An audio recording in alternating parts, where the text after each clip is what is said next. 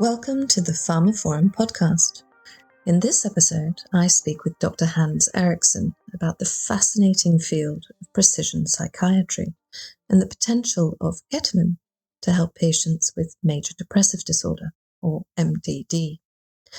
Providing a broad overview of the mental health research field, both in the mid-20th century and today, Dr. Eriksson guides the conversation through his work in the field at the moment and explores the comparative potential benefits of ketamine and psychedelics today and tomorrow, as well as explaining just what precision psychiatry is.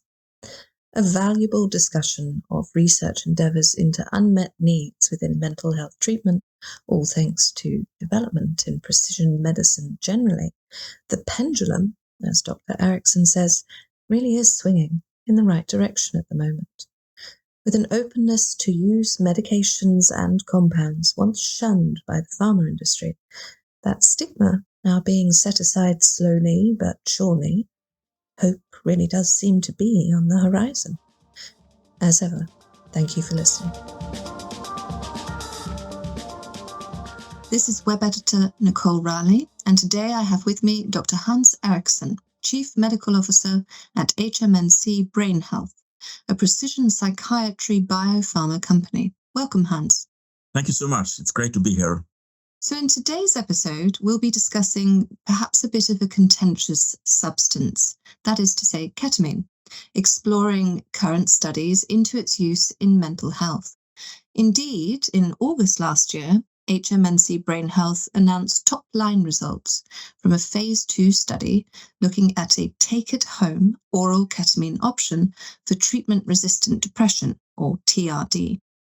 In addition to that discussion, Hans and I will also explore the use of AI and machine learning in precision psychiatry and ongoing research and development into seeking better mental health drugs, touching upon how the myth of one-size-fits-all of traditional antidepressants really doesn't translate into truth, especially when it comes to mental health. Before we begin, though, Hans, perhaps you could tell listeners a little bit more about yourself, your journey to today, and the work that you do. Certainly. So I'm originally trained as a psychiatrist. So after medical school, I went into training as a psychiatrist, and I worked clinically, also as a consultant psychiatrist.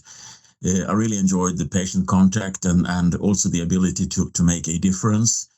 I was, however, always a bit stressed by the fact that for the broad psychiatric indications that we are having patients in, the medications and the interventions were often very much standardized, sort of one size fits all, even though in a broad indication like depression, for instance, which can have so many different manifestations, most patients are treated with a similar starting approach.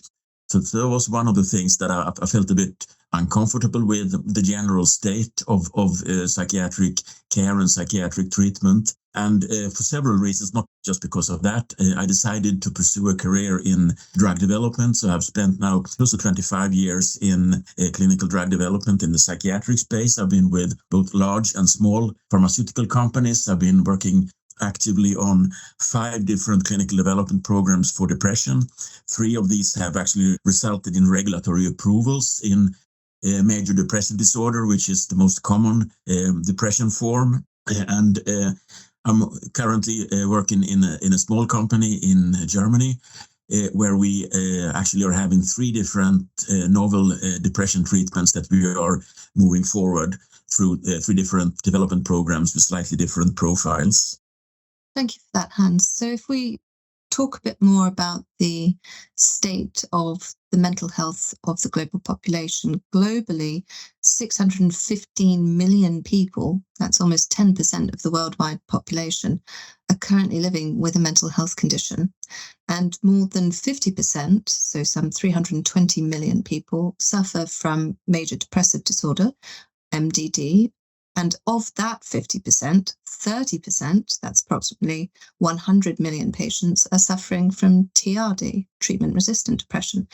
So going back to what you said about the uncomfortable notion of standardized treatments for broad indications like depression, when we think about antidepressants, can you tell listeners why it is that one-size-fits-all approach is perhaps false and ineffective, but also why it's remained the route for so long? Yeah, if you look back at how the modern psychiatric treatments were born, most of them came to life in the 50s, both for depression and for schizophrenia. And for depression, we saw the first modern antidepressants, the tricyclic antidepressants, coming to the market in the late 50s or early 60s. And they were built on a common theme, which was about modulating neurotransmission mediated by monoamines, particularly noradrenaline and serotonin. And that showed early on to be a successful concept in that it really meant a major step forward for the treatment of depression for many patients. So it was actually quite important, even though it did not really benefit all patients in need of an improvement. So what the industry did was that rather than looking for other mechanisms of action and novel approaches, the aim was to improve and refine that treatment approach. So if you look today at the most commonly used antidepressants, the SSRIs, the specific serotonin reuptake inhibitors, they share many of the features with the old tricyclics, but they are much better tolerated on a day-to-day level by patients, and they're also much safer from other perspective, particularly from a cardiovascular perspective, but they are not necessarily more efficacious. So the improvement was mainly on the side of tolerability rather on the side of efficacy. And in parallel, we have seen a similar process in the schizophrenia field, where the original medications have been replaced by more modern interventions that still, to a large extent, benefit from a similar mechanism of action, but where tolerability and safety has been improved. So I think it was a safe and trodden path for the industry to move forward, but that has really changed over the last 5 to 10 years, when a number of different novel modalities have come into play, both some that have come from the industrial laboratories and some treatments that actually have come from other areas where these medications or compounds have been used for recreational purposes, and sometimes more come from the field of drug abuse. But many of these compounds are potent, efficacious, and if administered in a safe way under regulatory approval, they may really mean considerable steps forward in how we can address many of the common mental disorders. Absolutely. So on that point, if we're thinking about this moving forward and improving and refining and taking into consideration those compounds you mentioned at the end there, I'd like to briefly think comparatively about perhaps the work of Compass Pathways, which is renowned for working with another substance, namely psilocybin, also with stigma surrounding it, similar to ketamine. And I wondered if you just wanted to comment upon perhaps this shift, as it were, in mental health treatment studies and the possibilities that psychedelics hold. Yeah, certainly. I mean, psilocybin is a very interesting compound, and as you say, one of the companies developing it is Compass Pathways. I also have a history with that company. I think they are doing absolutely the right thing with psilocybin, because this is a compound that is originally found in some mushrooms. And as always in medicine, it's important to get the doses right when you are treating someone. So one of the first and perhaps most important steps when taking a biologically occurring substance is to somehow standardize the amounts. And I think that is what Compass have done. So they are ensuring that you can get standardized milligram doses of the medication. Also, if you take psilocybin as an example, it has over time been used in many different contexts, but it's also important to be able to find a safe, reproducible way to give this medicine. I think Compass have done that. They have set up also a very comprehensive way of supporting the medication with this biological substance by psychological support to enhance the experience during treatment. So I think they've done exactly the right thing. They are harnessing the benefit and the potential of a potent biological substance, but they are also building a very safe network to be able to administer it. And it's not only them, there are other companies out there that are following a similar path. And I think this is the way forward. Have respect for the power and potential of these medicines, but not shy away from them just because of them. They may have been inappropriately used in some contexts previously, but find a way to make them available in a safe way to a broader patient population. So I think it's very commendable what many of these companies and academic groups are doing today. Thank you, Hans. I will come back to what you touched upon there about the therapy-assisted psychedelic treatments, which another company, for example, Clerkenwell Health, is doing. But now what I'd like to do instead is really focus on HMNC Brain Health itself and the work being done with TRD and MDD. So at the moment, there's a pipeline of novel compounds for these conditions. Would you like to tell listeners more about that? So I don't get it wrong, for one thing, and also mention HMNC's AI platform in that process. Certainly. So maybe I could start by talking a bit about our prolonged release oral ketamine program. So ketamine is another compound to some extent belonging in the same category as psilocybin and some of the psychedelic substances. Even though it's not strictly psychedelic, it causes dissociative experiences.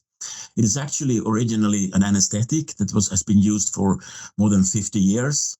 And since around 2000, there has been a growing understanding of its potential to be antidepressant at lower doses than the anesthetic doses. So it has been quite extensively used as an intravenous infusion for people with severe depression or treatment-resistant depression. And a major pharmaceutical company has also developed one of the two enantiomers, one of the two versions of ketamine called S-ketamine as a nasal spray for depression. And to me as a clinician, this has been a great step forward because it has opened up for a completely novel mechanism of action to take place in the field of psychiatry. And ketamine is characterized by a robust efficacy with an early onset of effect, which is, of course, all very good and what we are looking for. Unfortunately, this benefit has come with the typical side effect profile, where some of the psychological experiences, which we call dissociative side effects, have been difficult to avoid. And there have also been cardiovascular side effects like heart rate increase and blood pressure increase. And in the case of this approved nasal spray, this has led regulators to mandate that the medicine must be taken under medical supervision.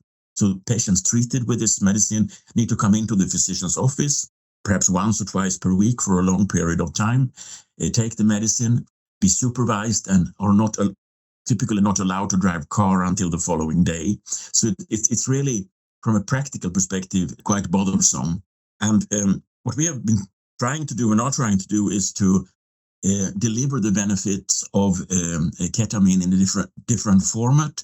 So we are administering it as a tablet, an oral tablet that releases very slowly.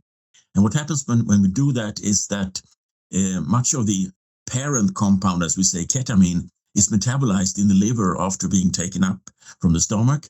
And that leads to relatively low ketamine concentrations, which has led to a very low level of dissociation and cardiovascular effects, but we see higher level of metabolites of ketamine, particularly hydroxynorketamine, which has been suggested to be an antidepressant in several models.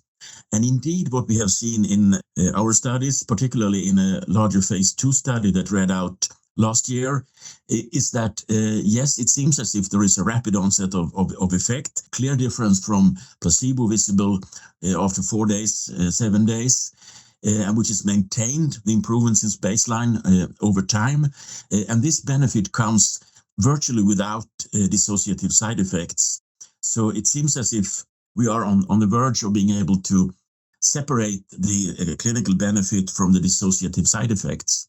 In this study that we conducted in 3 European countries last year, here the medicine was administered at home. It was a take-at-home medication, which is very much in contrast to how, for instance, the intravenous ketamine or the intranasal S-ketamine are being administered. So we hope we are being able to deliver the benefits with a far improved tolerability profile.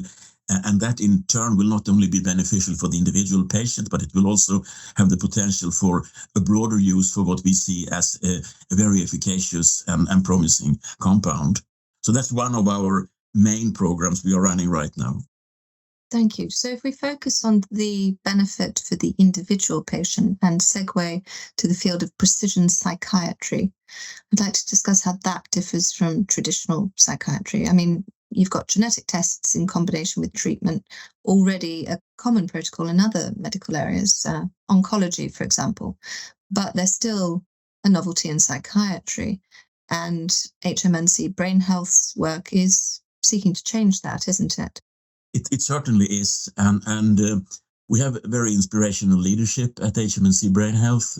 Our chairman of the board, Dr. Franz Humer, was previously for many years chief executive officer of Roche, a company that was one of the most successful companies in transforming oncology treatment by combining novel medications with tools to identify the patients. So the spirit is very much in the company from the top down. And the notion is quite simple.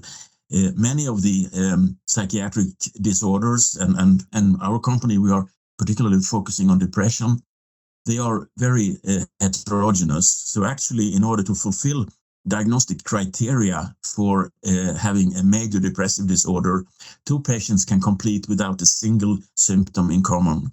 And I think it's very likely that there are more than one biology involved in depression and also different reasons for depression coming up. In some instances, more due to external factors, psychosocial factors, and perhaps in other instances, more due to more inherited traits. So the idea here is to find a way to make sure that the right patient will get the right medication. And in order to do that, I think there are 3 boxes need to be ticked, if I use that expression. First of all, we need to know that there is some particular biological disturbance associated with depression in a subset of individuals. Then we need to have a tool to identify those individuals. And the third box is to have a treatment that can overcome this disturbance. And I think that in our case, we have 2 programs that tick all these 3 boxes. So it is well known that in about a third to a 50% of depressed individuals, there is a disturbance in the human stress management system, how the brain directs the adrenals, small glands close to the kidneys, to release the stress hormone cortisol. And this system involves several different steps with different hormones. And is sometimes referred to as the HPA axis, and it stands for hypothalamus pituitary adrenals axis. And this regulatory system is malfunctioning in that proportion of depressed individuals. And there have been attempts back in time to use medicines that can inhibit some of the hormones involved in the system to dampen the activity in the HPA axis. So 2 commonly chosen approaches have been inhibitors to vasopressin and inhibitors to CRH. Both of these are small peptide hormones occurring in the brain. There have been some positive signals, but they have not really led to new medications becoming available. Our belief is that the disturbance is there, but the disturbance is not there in all patients. So when clinical trials have been conducted in broad populations, the signals have been diluted by patients who have no benefit of these treatments, and thereby the signals have been less easy to detect. So what we have in our hands now are 2 different genetic companion diagnostics that can identify individuals that have these disturbances with hyperactivities in the HPA axis. And then we have 2 different interventions, the vasopressin V1b inhibitor and the CRH1 receptor inhibitor that can block this hyperactivity. And the hope is that we, by focusing on a smaller subset of depressed individuals which have this disturbance that is matched by the intervention, the medicine, that we will be able to overcome the disturbance and thereby bring more powerful efficacy to these patients. And we are right now conducting such studies. We have a large phase 2 study ongoing in 8 countries in Europe with the vasopressin B1b inhibitor in conjunction with a companion diagnostic test. So we are testing both the medicine and we are testing the test, so to speak, in the same clinical trial. And we are just preparing also to move into phase 2 with a compound that is a blocker of the hormone CRH. So we have these 2 different programs running side by side. And we hope that this will be the first time that we really bring precision medicine into psychiatry, where we tick all these 3 boxes: find the disturbance, find the patient, and then intervene with a medication that will overcome the disturbance. So with all these very valuable developments that HMNC Brain Health is doing, I heard also that you were recently in attendance at JP Morgan Health Conference. Is that correct? Yeah, that's correct. I was just wondering if you could tell listeners how that went and whether there were any sort of key takeaways relevant to our conversation today, which might bear an influence in the year ahead. I think in general, there is a huge interest in precision medicine in psychiatry to be able to get more refined treatments for more limited patient population, which I think is very encouraging for both patients and clinicians. It seems also from more of the more business-oriented side that the appetite to invest in novel approaches in biopharma is increasing again. We have had a couple of years where the investment appetite has been low, but I think that the pendulum is swinging right now, and that we will get back to a more investor-friendly climate, which is of course very good news for companies like ours who will rely upon investments to be able to bring important development programs forward. So I think we are actually in quite a good spot right now, and this also in combination with this new openness to use medications or compounds that previously were almost shunned by the pharma industry because they had been either used inappropriately in some areas or may have been around for such a long time that they didn't really have the novelty. I think we've gone past that and are looking more at what a new intervention really can do. So I'm actually quite optimistic about the future of psychiatric drug development, neuropsychiatric interventions that will really change the way we treat patients in the years to come. Absolutely. That pendulum swinging back to not only investor-friendly climates, but respect for, as you say, the power of these drugs and the intention not to shy away from them any longer. Thank you, Hans. It's been a pleasure. Thank you so much. And so that concludes another episode of the pharmaphorum podcast. You can find out more information about this episode, including a download link and information about previous installments of the series at pharmaphorum.com/podcasts. The Pharmaphorum podcast is also available on iTunes, Spotify, Acast, Stitcher, and Podbean, where you can find and subscribe by searching for Pharmaphorum. Of course, don't forget to visit our website itself, where you can sign up for daily news and analysis bulletins, and follow us on Twitter, or X nowadays, at @pharmaphorum. That's all for now. Thank you for listening.